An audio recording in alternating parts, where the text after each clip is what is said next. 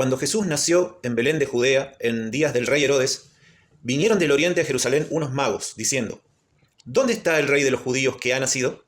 Porque su estrella hemos visto en el oriente y venimos a adorarle. Así arranca, seguidor de Cristo, el segundo capítulo de Mateo.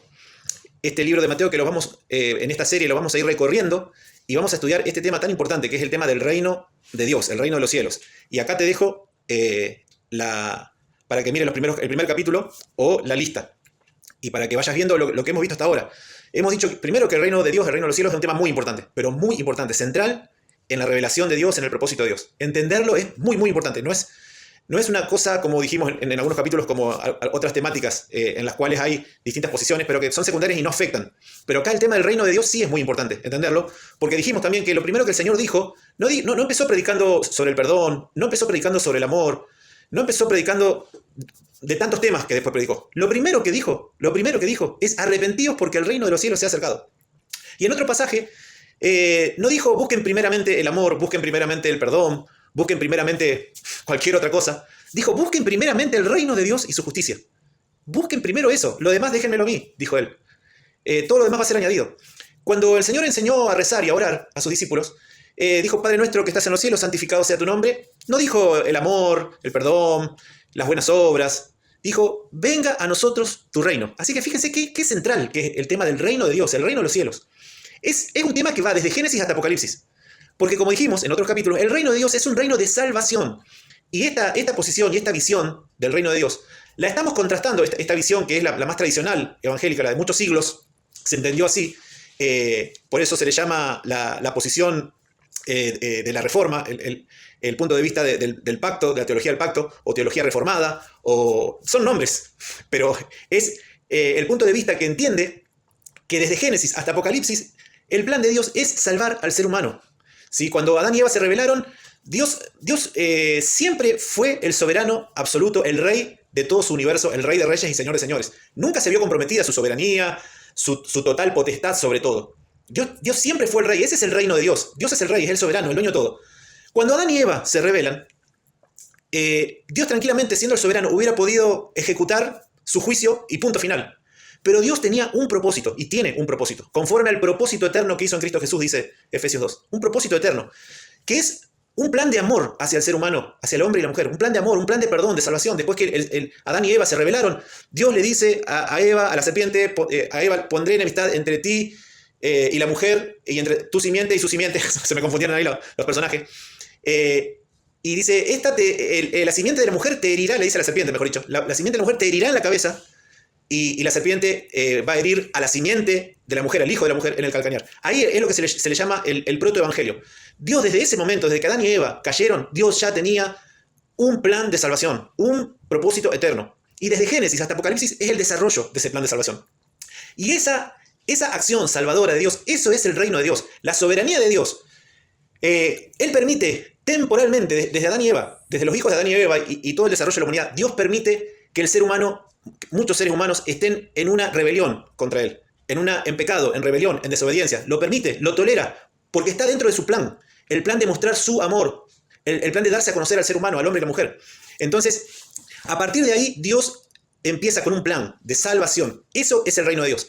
Su soberanía, Dios ahora la va a desplegar para poder mostrar al hombre, al ser humano, su perdón, su salvación y el regalo de la vida eterna, ¿sí? Y lo va haciendo progresivamente en un desarrollo desde Génesis hasta Apocalipsis. Hay un punto de inflexión significativo en Mateo 1.1, cuando arranca el Nuevo Testamento, porque el centro del propósito de Dios es el Señor Jesucristo. Es la segunda persona de la Trinidad encarnada que viene a llevar a cabo lo que es necesario para la salvación. Él, en la cruz, lleva sobre sí el castigo de toda la humanidad. Por eso, esa es la clave de la salvación. Esa es la clave del reino de Dios. Como dijimos, el reino soteriológico.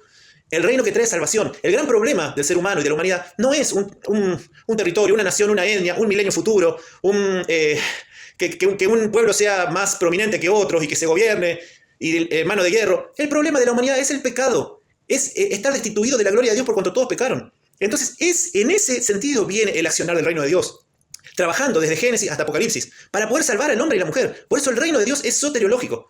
Y dijimos en los capítulos anteriores, en capítulo 1 de Mateo, Cuando el ángel se aparece en sueños a José, le dice, llamará su nombre Jesús, porque él salvará a su pueblo de sus pecados. No le dijo, va a ser un rey que va a gobernar en un futuro, en un pueblo, y va a gobernar monárquicamente y políticamente a todas las demás naciones. No, le dijo, él salvará a su pueblo de sus pecados.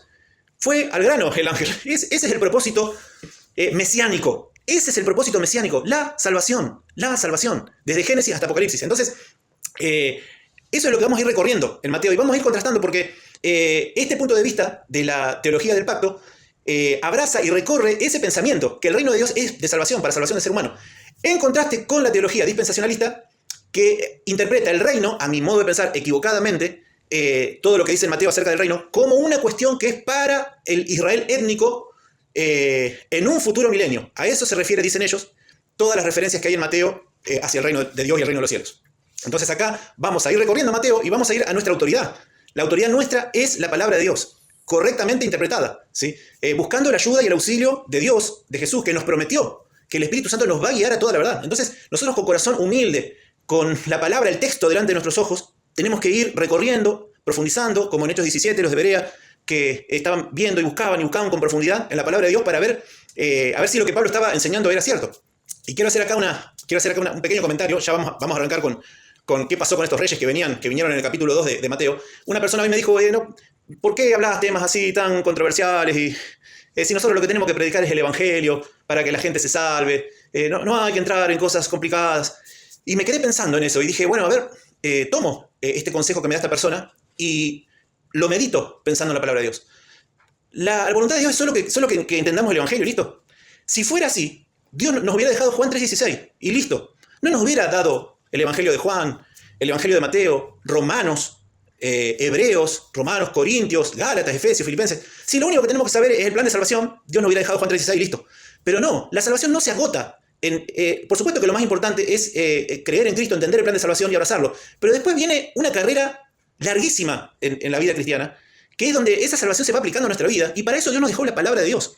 Entonces, pensando en estas dos posiciones de la persona esta que me dijo, no, hay que hablar de cosas sencillas, no hay que profundizar, voy a Efesios capítulo 2 y Pablo dice, yo pido a Dios, oro, para que Dios les dé espíritu de sabiduría y de revelación en el conocimiento de Él, alumbrando los ojos de vuestro entendimiento, para que sepáis cuál es la esperanza a la que Él os ha llamado, etc. O sea, los ojos de la inteligencia para que el Pablo quiere que su destinatario de la carta crezcan en la fe y le dice, pido que Dios les dé espíritu de sabiduría y de revelación en el conocimiento de Él. Dice Colosenses, sabiduría e inteligencia espiritual. Dice Pedro, ceñid los lomos de vuestro entendimiento. Le dice Pablo a Timoteo que prediques la palabra, que instes a tiempo y fuera de tiempo, redarguye, reprende y exhorta con toda paciencia y doctrina. O sea, el escritor a los hebreos también dice, los primeros rudimentos, todavía no aprendieron las cosas básicas y no podemos avanzar en cosas más profundas porque todavía no saben lo básico. Entonces, seguidor de Cristo, Dios nos dejó sus 27 libros del Nuevo Testamento y sus 39 del Antiguo. Y todo forma una revelación, que es para salvación del ser humano y la mujer, es para nuestra salvación.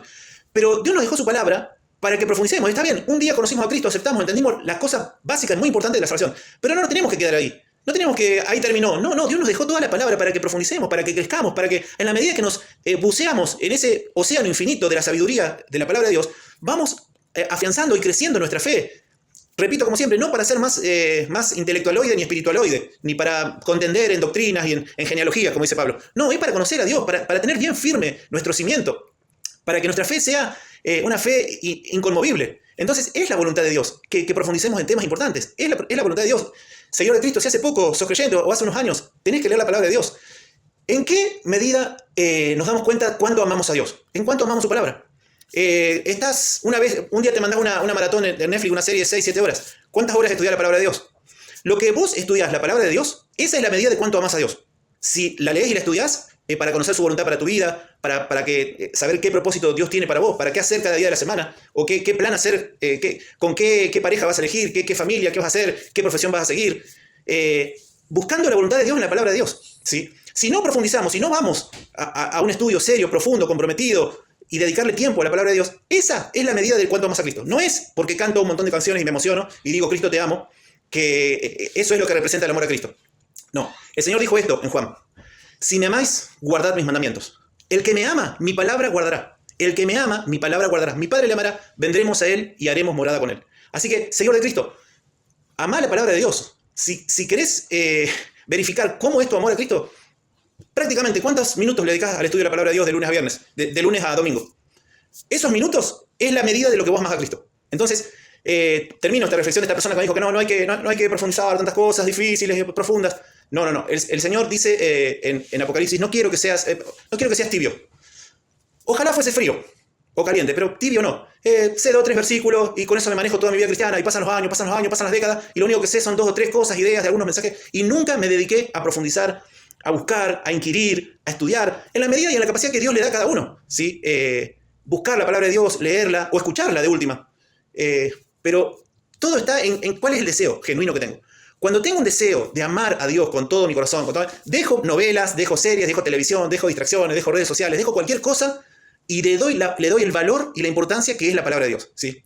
Así que bueno, quería hacer esta aclaración con amor, con paciencia. Porque yo también muchas épocas de mi vida estuve re apartado de la palabra de Dios. Y me arrepiento todo el tiempo perdido. Pero me da no sé qué cuando alguien dice, no hay que hablar de cosas profundas, porque la gente se confunde. No. Tenemos que seguir la verdad en amor y tenemos que buscar y profundizar en las grandes doctrinas para que nuestra fe crezca, para que nuestras raíces estén bien firmes en lo que Cristo enseña. Bueno, y un tema muy importante es el tema del reino de los cielos. Repito, Jesús es el primero que dijo y dijo que eso es lo que tenemos que buscar primeramente. Entonces, el reino de Dios, desde este punto de vista, y ojo, acá aceptamos, no decimos que tenemos, que esta visión o este punto de vista es la verdad absoluta y el otro... estamos comparándolo y respetamos. Respeto al que piensa diferente y también deseo respeto del punto de vista que tengo porque es un punto de vista sincero. No es que estoy buscando para hacerle la contra a nadie, es para buscar y entender la palabra de Dios, ¿sí? Y acá el tema del reino de Dios, el reino de los cielos es muy importante. Dijimos en Mateo 1, libro de la genealogía de Jesucristo, hijo de David, hijo de Abraham. A David se le prometió un descendiente tuyo va a ser el Mesías, el Rey, Salvador. Abraham le dijo, en un descendiente tuyo van a ser bendecidas todas las familias de la tierra. En un descendiente tuyo. Y se sigue la genealogía de padre, hijo, hasta que se llega a María y a José. Y a José se le aparece el ángel y dice, José, hijo de David. O sea, lo que te voy a decir es algo relacionado al Cristo, al Mesías, al Rey enviado. Llamará su nombre Jesús, porque él salvará a su pueblo de sus pecados. Entonces, este es el carácter, desde este punto de vista de la teología del pacto, pactualista, amilenial o teología reformada. Esta es la visión del libro de Mateo y de toda la palabra de Dios. El reino de Dios es soteriológico, de salvación. Dios quiere salvarnos. Y en contraposición a la teología dispensacionalista que habla e interpreta el reino de los cielos como un reino político, terrenal, circunscrito al Israel étnico, va a ser en un futuro, en un reino milenial, ¿sí? Estas son las dos posiciones y ópticas que estamos analizando. Entonces vamos a recorrer Mateo y vamos a ir viendo, ¿sí? Entonces estuvimos viendo la visita de los magos. Vinieron unos magos del oriente y dijeron, ¿dónde está el rey de los judíos que ha nacido? Qué tremendo que es esta porción, porque fíjense cómo reaccionó Herodes. Dice, oyendo esto, el rey Herodes se turbó y toda Jerusalén con él. O sea, toda Jerusalén se turbó por estos. Imagínense la caravana de camellos y de personas que vinieron, no eran 3 solamente. ¿Cómo debe haber sido esa caravana de sabios del oriente que vinieron? Que toda Jerusalén se turbó, dice, y convocados todos los principales sacerdotes y los escribas del pueblo, les preguntó dónde había de nacer el Cristo. Cristo, acuérdense, es el Mesías ungido rey. ¿Dónde iba a nacer el rey? Ellos dijeron, en Belén de Judea, porque así está escrito por el profeta, y tú, Belén, de la tierra de Judea, no eres la más pequeña entre los príncipes de Judá, porque de ti saldrá un guiador. Qué lindo que es esto, ¿eh? Jesús es nuestro guía, es nuestro guiador. Dice que apacentará a mi pueblo Israel. Dijimos nuevamente que para este punto de vista de la teología del pacto, en el Antiguo Testamento está la iglesia, el Israel de Dios, los verdaderos creyentes y justos del Antiguo Testamento que vinieron a Dios y tuvieron fe, como dice Hebreos 11, y constituyen la iglesia del Antiguo Testamento, y ahora en el Nuevo Testamento sigue el pueblo de Dios, el Israel de Dios, dice Pablo, y de ambos pueblos, entre gentiles y judíos, dice Pablo, Efesios capítulo 2, Dios hizo un solo y nuevo hombre, haciendo la paz, y mediante la cruz reconciliar con Dios a ambos en un solo cuerpo, matando en ella las enemistades, y dice que se formó un solo pueblo, un solo Israel. El Israel de Dios ahora es el grupo de todas las personas de cualquier nacionalidad que vienen y abrazan a Cristo. Así que de ese Israel, del Israel de Dios, Jesús es el guiador y es el que apacienta a ese pueblo, es el que nos apacienta. Entonces, fíjense, sigamos leyendo. Entonces Herodes, llamando en secreto a los magos, indagó de ellos diligentemente el tiempo de la aparición de la estrella, y enviándolos a Belén dijo, id allá y averiguad con diligencia acerca del niño, y cuando le halléis, hacedmelo saber, para que yo también vaya y le adore. Ellos, habiendo oído al rey, se fueron, y he aquí las estrellas que habían visto en el oriente, iba delante de ellos, hasta que llegando, se detuvo sobre donde estaba el niño. Vamos a parar ahí, porque ahora vamos a ver el versículo 10. Y al ver la estrella se regocijaron con muy grande gozo. ¡Yuhu! Habrán dicho. Pero vamos a parar ahí. Quiero que vean la expectación que había en los judíos con respecto a este tema del reino. Claro, porque había sido anticipado en el Antiguo Testamento. La llegada de este rey, un rey que iba a traer la paz, la alegría, el gozo, la bienaventuranza al pueblo de Dios, ¿sí? Eso es lo que fue anticipado en el Antiguo Testamento, lo que fue profetizado. Entonces, todos tenían expectativa. ¿Cuándo va a venir? ¿Cuándo va a venir? Cuando llegan estos reyes, estos magos del oriente, dicen, ¿dónde está el rey que ha nacido? ¿Qué? Pensaron, ¿cómo que ha nacido? ¿Cómo saben ustedes? Ustedes que no son judíos. Y vienen acá y... Entonces, bueno, lo que leímos de Herodes, Herodes no le gustó nada esto, de que venga otro rey. Y entonces ellos van siguiendo, cuando ven que se detiene la estrella, se ponen muy contentos. Pero miren, acá vamos a hacer una gran enseñanza. Prestad atención porque lo que vamos a decir ahora es algo muy importante del reino de Dios. Muy importante y lo vamos a ver a través de todo el libro de Mateo. Dice, al ver la estrella se regocijaron y al entrar en la casa.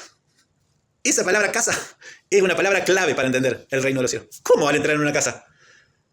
¿Cómo al entrar en una casa? ¿El rey nació en una casa? No, tendría que nacer en un palacio lujoso, lleno de oro, de un trono, una cuna de oro. ¿Cómo en una casa? Y acá vamos a ver y vamos a tratar de entender cuál es el carácter del reino de Dios. ¿Cuál es el carácter de este periodo de cuando viene el Cristo? Este periodo entre su primera y su segunda venida. ¿Sí? El reino de los cielos viene en forma de misterio, viene en forma secreta. El rey no nace en un palacio, nace en una casa. En realidad, en Lucas vemos que nace en un pesebre. Después se han trasladado, se ve que se trasladaron a una casa, porque después Herodes manda a matar a todos los niños menores de 2 años, así que probablemente había ya pasado un tiempo, no estuvieron todo el tiempo en el pesebre. Y lo que siempre se nos contó de que los magos vienen al pesebre, bueno, es acomodar las circunstancias para poder darle más impacto a la historia. Pero en realidad acá vemos que los magos llegan a la casa. Entonces, ¿cómo en una casa? No puede ser una casa, tiene que ser un palacio. Bueno, este es el carácter del reino de Dios, ¿sí? En contraposición del sistema dispensacionalista, que toma e interpreta, y esta es una característica del dispensacionalismo, el literalismo. O sea, se tiene que cumplir al pie de la letra. Entonces el rey tiene que venir con un reino de lujo, de oro, de gobierno mundial, de trono de oro, de palacio, el trono de David. Claro, pero resulta que no, que viene a una casa. Y después dice Jesús, el Hijo del Hombre no tiene dónde recostar su cabeza. Y el que quiera venir en pos de mí, tome su cruz y sígame. Entonces, en Mateo 13 dice el misterio del reino. Entonces, como hemos explicado en capítulos anteriores, el reino de los cielos es la bienaventuranza eterna, es la salvación que Dios tiene pensada desde Adán y Eva. Es el proceso desde Génesis hasta Apocalipsis que Dios despliega para salvar al hombre y la mujer. Y en este contexto Dios usa este concepto y esta figura del reino, que en cierta forma es figura, pero también es literal, porque un día vamos a reinar para siempre con Él. Vamos a ser reyes y sacerdotes para Dios nuestro Padre. O sea que vamos a estar en un estado de bienaventuranza, de descanso, como reyes, como príncipes, pero por todos los siglos, sin fin. Su reino no tendrá fin, dice en Lucas. Y así fue prometido. El reino, en Daniel, el reino de Dios, el reino de Cristo, con sus súbditos, con su reino, el reino no tendrá fin y no será dejado a otro. El reino de Cristo no va a ser dejado, sino que va a ser un reino eterno. Es la salvación, es la vida eterna que tenemos en Cristo Jesús. No comparto la idea de un futuro milenio y un reino a la forma humana, monárquico, con mano de hierro, gobernando a las naciones. Eso es a causa de la interpretación literalista, ¿sí? Y una de las cosas que se objeta desde el dispensacionalismo es ¿por qué espiritualizan? ¿Por qué tienen que interpretar literalistamente, con literalidad, las profecías? Está mal espiritualizar. Pero hay muchas partes en el Nuevo Testamento donde se le da por ejemplo, el libro de Hebreos, se le da una concreción a las profecías y a las figuras del Antiguo Testamento, y se le da el antitipo, es una cuestión espiritual. En el libro de Hebreos está eso, pero de sobra. El cordero que se sacrificaba, ahora es el cordero de Dios que quita el pecado del mundo. El templo, ahora es el templo que está en el cielo, el verdadero tabernáculo donde Cristo entró, ofreciendo su propia sangre. O sea, hay una espiritualización, y no es una mala palabra la espiritualización. Los autores del Nuevo Testamento, vamos a verlo, espiritualizan muchas cosas. Pero como a veces se habla de espiritualización, como que eso, espiritualizar como que fuera bajarle el precio o algo. No. Dios da su revelación desde lo terrenal hacia lo espiritual. Lo espiritual es una esfera superior. Es el cumplimiento de las profecías del Antiguo Testamento para realidades espirituales, para la cuestión más importante, que para Dios no es gobernar en este mundo, hoy sabemos, con los conocimientos que hay de astronomía, el planeta Tierra es una partícula de polvo en medio del universo infinito. Así que, ¿qué necesidad tiene Cristo de venir a reinar en este mundo con un pueblo sobre otras naciones, complicando la interpretación del Antiguo Testamento? Mientras que desde Génesis hasta Apocalipsis vemos que Dios tiene un plan redentor. Dios tiene un plan redentor. Y bueno, desde este punto de vista es que se estudia y se recorre y se analiza el tema del reino de Dios desde el punto de vista de la teología del pacto, ¿sí? Desde el punto de vista de la teología reformada, el reino de Dios es un reino soteriológico. Y entonces por eso acá, cuando los magos, yo me imagino, me pongo en la piel de los magos cuando vinieron, que ellos, seguramente Dios le había regalado, vayan, lleven oro, incienso y mirra, regalos, porque van a ver al rey. Entonces me imagino la expectativa de ellos cuando llegan a una casa. ¿What? ¿Cómo una casa? Sin embargo, ellos fueron uno de los primeros en que pudieron ver con los ojos de la fe al Cristo, al Mesías. Y dice que postrados lo adoraron. Qué tremendo esto. Se dieron cuenta quién era ese bebé. Tuvieron fe. Los ojos de su entendimiento fueron abiertos. Y se postraron, le adoraron y le ofrecieron oro, incienso y mirra. Así que, seguidor de Cristo, a partir de acá, empezamos a ver cómo es el carácter del reino de Dios, ¿sí? El carácter del reino de los cielos es espiritual. Dios quiere solucionar el problema espiritual que tenemos los seres humanos, que estamos separados de Él por el pecado. Estamos separados de la gloria de Dios. Entonces, Dios manda al Mesías Rey, a Jesús Cristo. Viene para poder dar su vida como Salvador, como Rey, entregando su vida en la cruz para poder salvarnos. Y a partir de ahí, Dios lo exaltó hasta lo sumo y le dio un nombre que sobre todo nombre, para que en el nombre de Jesús se doble toda rodilla. Entonces, vamos a terminar ya este capítulo, así no se hace más extenso. Versículo 11. Y al entrar en la casa, vieron al niño con su madre María, y postrándose lo adoraron. Qué tremendo. Abriendo sus tesoros, le ofrecieron presentes, oro, incienso y mirra. Pero siendo avisados por revelación en sueño que no volviesen a Herodes, regresaron a su tierra por otro camino. Después que partieron ellos, he aquí un ángel del Señor apareció en sueños a José y dijo: levántate y toma al niño y a su madre y huye a Egipto, y permanece allá hasta que yo te diga, porque acontecerá que Herodes buscará al niño para matarlo. Y él, despertando, tomó de noche al niño y a su madre y se fue a Egipto, y estuvo allá hasta la muerte de Herodes, para que se cumpliese lo que dijo el Señor por medio del profeta cuando dijo: de Egipto llamé a mi hijo. A ver, escuchen un poquito esto. O sea, yo le pido por un minuto, seguidor de Cristo, que te pongas en los zapatos de José, ¿sí? José y todo judío piadoso, estudioso del Antiguo Testamento, estaba aguardando y esperando al Mesías. Estaba esperando el reino de Dios.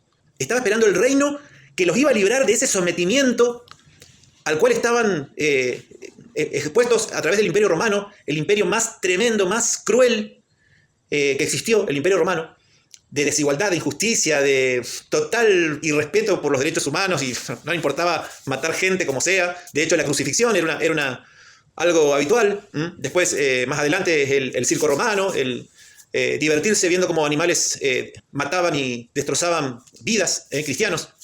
Entonces, en este imperio, los judíos estaban esperando al Mesías que iba a venir a librarlos de esta opresión tremenda, ¿sí? Entonces, José, en el primer sueño que tuvo, le dijo: no temas recibir a María. De ella, José, hijo de David, ella va a tener un hijo, el Espíritu Santo va a venir sobre ella y llamará su nombre Jesús, porque él salvará a su pueblo de sus pecados. Bueno, José dijo: bueno, el Mesías, me tocó ser protagonista de ver de cerca la llegada del Cristo, del Mesías, del Rey, del ungido de Jehová, el que nos va a librar de esta opresión, ¿sí? Y después que se van, cuando ve que vienen los reyes y le traen oro, incienso y mirra a José, wow, empieza a ver algo tremendo, algo sobrenatural, algo llamativo. ¿Cómo vienen esta comitiva de magos y me traen tantas cosas? Y veía a María y al bebé. Y entonces de repente se le aparece el ángel en sueños nuevamente y le dice: José, tenés que huir. ¿Cómo huir?, habrá dicho José. ¿No es este el Mesías? ¿No es el rey que viene a librarnos? ¿Por qué no le da muerte a Herodes? ¿Por qué permite Dios que Herodes se salga con la suya? Ahora vamos a ver la matanza de los niños. ¿Qué tipo de rey es este que yo estoy acá viendo de cerca? Me imagino la perplejidad. Esa perplejidad es la que tuvieron todas las personas. Ahora vamos a ver de los 28 capítulos hasta los discípulos. Después de haber estado 3 años con Jesús, no podían salir de la perplejidad porque no entendieron y no entendían el carácter del reino de los cielos. Entonces Jesús, con mucha paciencia y doctrina, como dice Pablo a Timoteo, con mucha paciencia, les enseñaba muchas cosas, les explicó hasta el cansancio, les explicó el carácter del reino de los cielos. Que el reino de Dios, el reino de los cielos, está ahora en esta etapa, en una etapa de misterio, en una etapa secreta, vamos a llamarle, en una etapa en la que viene conquistando, viene en modo de conquista. La palabra del reino es sembrada y no todos la reciben con alegría y llevando mucho fruto. Muchos son un suelo duro donde la semilla no puede entrar. Otros enseguida se entusiasman y después los problemas y los afanes de este mundo, las riquezas, ahogan la planta. Y pocos son los que hallan y en los que la semilla lleva fruto. ¿Sí? Este es el carácter del reino. El reino de los cielos es semejante a un hombre que siembra trigo y viene el hombre malo y siembra cizaña. Entonces acá José va a tener que entender que Herodes, que es la cizaña, Señor, Dios, si yo voy a ser el papá del Mesías, el papá adoptivo del Mesías, a Herodes, cortá la cizaña. No, va a decir 33 años después, va a decir Jesús, 30 y pico años después. Dejen que el trigo y la cizaña crezcan juntos. En este periodo, Dios tolera la maldad. Dios permite en su voluntad permisiva que la maldad y la cizaña crezcan. Pero también el reino de los cielos, el reino de Dios también crece. Ambos van creciendo. En distintas épocas de la historia prevaleció un reino sobre otro. Uno fue más, otro fue menos. Cuando el reino de Dios prevaleció, hubo respeto por el ser humano, por la dignidad del ser humano, por los derechos, por la vida humana. Y cuando el reino de Satanás prosperó, ¿sí?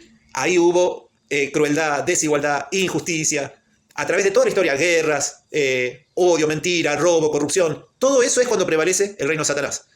Pero cuando el reino de los cielos, instrumentado, canalizado en este mundo a través de la iglesia, que es el grupo de cristianos que se sujetan y se someten al reino de Dios, cuando la iglesia sale y actúa y siembra la semilla de la buena noticia del evangelio, y el evangelio puede llegar a personas. Por eso el Señor dijo, antes de irse, toda potestad me es dada en el cielo y en la tierra, por tanto vayan y hagan discípulos a todas las naciones. Vayan y discipulen todas las naciones. Enséñenles que guarden todas las cosas que os he mandado. Yo voy a estar con ustedes todos los días hasta el fin del mundo. Entonces, este es el periodo que estamos viviendo en este tiempo. Fíjense lo importante que es entender el reino de los cielos, que vamos a ver a través de todo Mateo.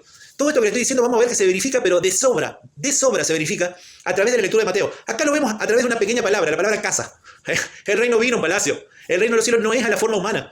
En este periodo viene conquistando, viene predicando la propuesta de salvación. Poder solucionar la cuestión de la esclavitud del príncipe de las tinieblas, el príncipe que opera en los hijos de desobediencia.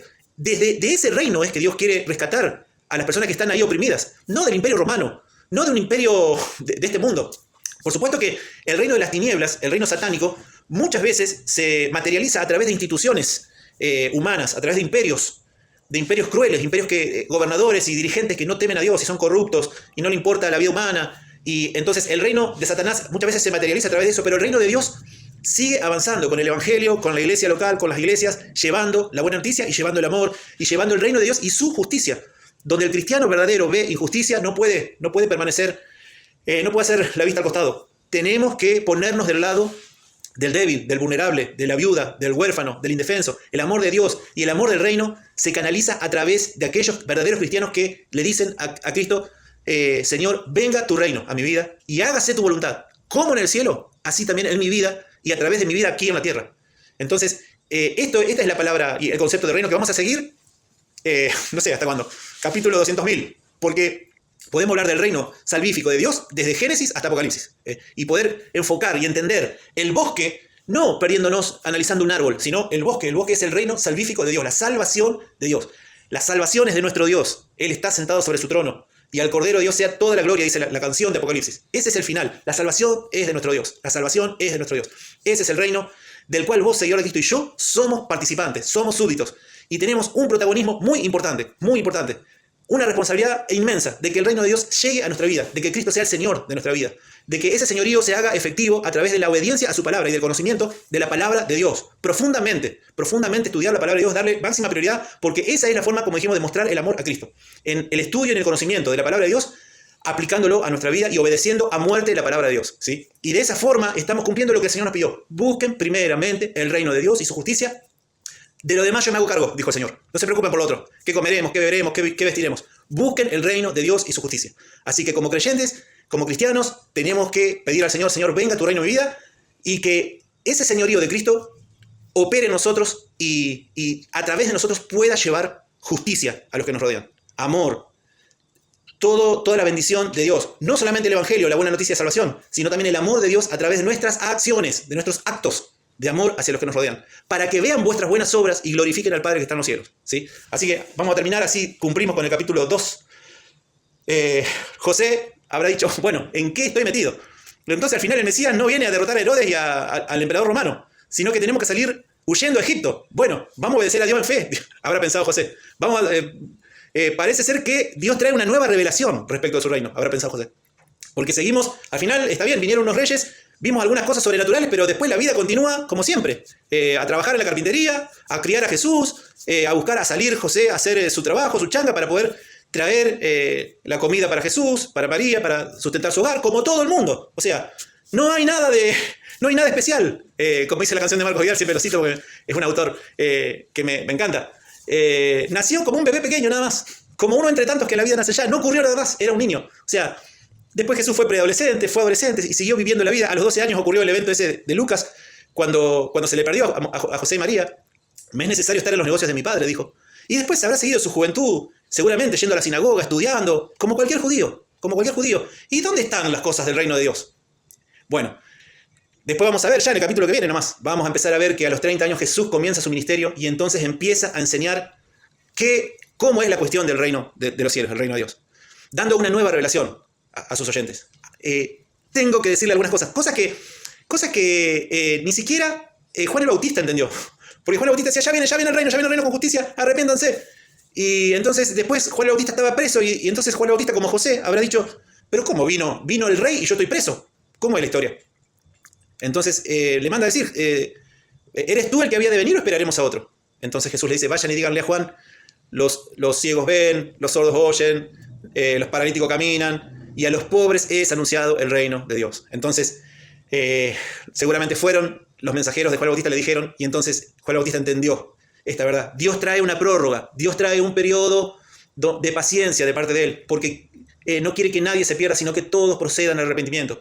Entonces, así yo y vos, seguidor de Cristo, pudimos escuchar la buena noticia y pudimos entrar al reino de los cielos. Y tenemos que también vivir nuestra vida para que otros puedan entrar a través de la buena noticia del Evangelio y llevar esta buena noticia hasta lo último de la tierra. Velar para que el reino de Dios se extienda a toda la tierra, para que lleve salvación hasta lo último de la tierra. Así que Herodes entonces, cuando se vio burlado por los magos, se enojó mucho, mandó a matar a todos los niños menores de 2 años que había en Belén y en todos sus alrededores conforme al tiempo que había inquirido de los magos. Entonces se cumplió lo que fue dicho por el profeta Jeremías cuando dijo, voz fue oída en Ramá, grande lamentación y lloro y gemido, Raquel que llora a sus hijos y no quiso ser consolada porque perecieron. Entonces acá vemos una institución humana, este rey Herodes, con poder, y el reino satánico, el reino de las tinieblas, el príncipe de la potestad del aire, operando y materializándose a través de una institución, este rey Herodes. Y entonces, cruelmente, matando niños. Eso es lo que hace el reino de las tinieblas. Crueldad, matar, robar, destruir. Ese es el reino de las tinieblas. Ese es el reino al cual ahora el reino de Dios viene a destruir, a conquistar. Pero viene a hacerlo no con espada, no con violencia, no brutalmente, sino con amor. El rey viene en forma de siervo, viene en forma de esclavo y muere en la cruz. Y los seguidores de él tenemos que vivir nuestra vida en esa sintonía, en sintonía de amor, de entrega, de llevar nuestra cruz, de entregar nuestra vida y de ir a la cruz si es necesario por nuestro prójimo, por los que nos rodean, ¿sí? Ese es el carácter del reino de Dios en este periodo, ¿sí? Y José tiene que salir a laburar, a trabajar, a hacer bancos, mesas y a trabajar. Y Juan el Bautista tiene que bancarse, estar ahí preso y después que ser decapitado. Y así, los discípulos y todos los seguidores de Cristo a través de toda la historia somos representantes del reino de Dios, pero el carácter del reino de Dios es semejante a un hombre, dice, que encuentra un tesoro, entonces vende todo lo que tiene para poder tener ese tesoro. Nos damos cuenta de lo precioso que es Cristo y su reino, y entonces entregamos toda nuestra vida dándole valor a esta cosa que aparentemente es insignificante. Hoy no es una cosa que se vea y que tenga la gloria y el resplandor de este mundo. Es una cosa que va secretamente permeando en los pobres, en los vulnerables, en los débiles, en los que se sienten que no dan más. Ahí llega el reino de Dios, el Evangelio, la buena noticia del perdón, de la salvación, de la vida eterna. Y el Espíritu Santo va tocando vidas, va regenerando y va dando verdadera felicidad y placer y gozo a los seres humanos, encontrando el propósito y el sentido de la vida en este mundo y la esperanza de la vida eterna. Ese es más o menos el concepto del reino de Dios. Así que vamos a seguir transitando y viendo y a ver si para poder cumplir con terminar, dice, pero después de muerto Herodes, he aquí que un ángel del Señor apareció en sueños a José en Egipto, diciendo, levántate, toma al niño y a su madre y vete a tierra de Israel, porque han muerto los que procuraban la muerte del niño. Entonces él se levantó, tomó al niño y a su madre y vino a tierra de Israel. Pero oyendo que Arquelao reinaba en Judea, en lugar de Herodes, su padre, tuvo temor de ir allá, pero avisado por revelación en sueños, se fue a la región de Galilea, y vino y habitó en la ciudad que se llama Nazaret, para que se cumpliese lo que fue dicho por los profetas, que habría de ser llamado Nazareno. Así que fíjense una cosa acá, lo último que digo. Se hizo muy extenso. Lo último que digo. El reino de Dios viene en forma secreta, ¿sí? El ángel tiene que andar diciéndole a través de sueños a José qué es lo que tiene que ir haciendo, ¿sí? Y José preguntándose, ¿para qué me viene a decir en sueños a mí? ¿Por qué no va a Arquelao y le dice, mirá, no vas a perseguir a este que persiguió tu padre? ¿Por qué no le revela a él en sueños? No, me está diciendo a mí que yo tengo que cuidar y ir allá, mudarme para acá, para allá. José diciendo, ¿cómo es el carácter de este reino? Sin embargo, dice, para que se cumpliese lo dicho por el profeta. O sea, Dios tiene la soberanía total. Por más que parezca, y en tu vida y en mi vida, Señor de Cristo, parezca que las cosas siguen su curso normal, que como José tenemos que salir a trabajar ojo, trabajar es hermoso, pero que tenemos adversidad, tenemos enfermedades, circunstancias, problemas, y parecería ser, pero ¿y dónde está el reino? ¿Dónde está el reino de Dios en mi vida? Si muchas veces tengo que llorar, sufrir, estresarme. Sin embargo, dice, para que se cumpliese lo dicho por el profeta, que iba a ser llamado Nazareno. O sea, todas las circunstancias que parecen adversas van acomodando y llevando las cosas para que se cumpliese lo dicho y para que se cumpla la providencia de Dios. Todas las cosas que nos pasan en la vida, buenas o malas, lindas o feas, son cosas que están bajo la providencia, la supervisión, la predestinación de Dios, ¿sí? Nada se escapa, ni un cabello cae a tierra sin que él lo sepa. Y José habrá pensado, ahora voy a terminar Nazaret. Sí, pero ya estaba dicho, ya estaba escrito, José. Él iba a ser llamado Nazareno. Por eso vas a terminar en... ¿Y por qué, Señor, tengo que estar sufriendo esta adversidad y esta enfermedad o esta cosa o este problema? ¿Por qué? Porque a los que aman a Dios todas las cosas nos ayudan a bien. Su soberanía es absoluta. Su potestad es total. Toda potestad me es dada en los cielos y en la tierra. Vayan, disipulen las naciones. Yo voy a estar con ustedes todos los días hasta el fin del mundo. Gracias por escuchar. Que Dios te bendiga. Nos vemos en el próximo episodio.